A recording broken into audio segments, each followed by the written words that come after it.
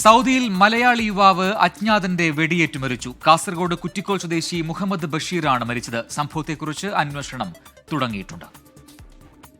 ദക്ഷിണ സൗദിയിൽ അസീർ മേഖലയിലെ ബിഷയിലാണ് ദാരുണമായ സംഭവമുണ്ടായത്. കാസർഗോഡ് കുറ്റിക്കോൽ ഏണിയാടി സ്വദേശി കുമ്പക്കോട് മുഹമ്മദ് ബഷീറാണ് വെടിയേറ്റ് മരിച്ചത്. 42 വയസ്സായിരുന്നു. ഇന്ന് പുലർച്ചെ അജ്ഞാതന്റെ വെടിയേറ്റാണ് മരിച്ചത് എന്നാണ് റിപ്പോർട്ട്. ടാക്സി ഡ്രൈവറായി ജോലി ചെയ്യുകയായിരുന്ന മുഹമ്മദ് ബഷീർ വാഹനം കഴുകുന്നതിനിടെ അജ്ഞാതർ വെടിവെച്ച് രക്ഷപ്പെടുകയായിരുന്നു എന്നാണ് കരുതുന്നത്. ആരാണ് ഇതിന് പിന്നിലെന്നോ കാരണം എന്താണെന്നോ വ്യക്തമല്ല. ബിഷയിൽ നിന്ന് 35 കിലോമീറ്റർ അകലെ റാനിയ കുർമ റോഡിൽ ഇദ്ദേഹത്തിന്റെ താമസ സ്ഥലത്ത് വെച്ചാണ് സംഭവമുണ്ടായത്.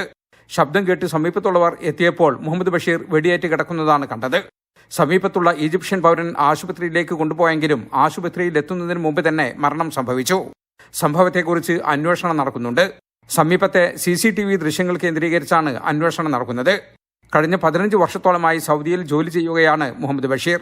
ഭാര്യയും 3 കുട്ടികളുമുണ്ട്. ജലീൽ കണമകലം, 24 ജിദ്ദ.